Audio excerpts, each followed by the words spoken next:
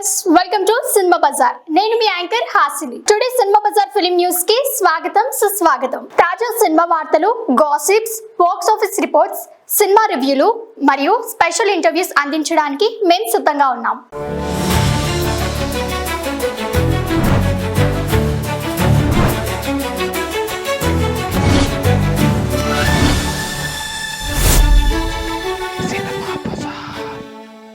ఉస్తాద్ భగత్ సింగ్ పై కొత్త టాక్ నిజమేనా? పాలిటిక్స్ లో పంచులు, సినిమాలో ప్యాక్డ్ యాక్షన్లు రెండింటిని బ్యాలెన్స్ చేస్తూ పవన్ కళ్యాణ్ మళ్ళీ ఫుల్ ఫామ్ లోకి వచ్చేశారు. ఇక ఈసారి ఫ్యాన్స్ కి మాస్ స్ట్రీట్ అంటే మాస్ స్ట్రీట్ తీసుకురాబోతున్నాడు పవర్ స్టార్. అదే ఉస్తాద్ భగత్ సింగ్.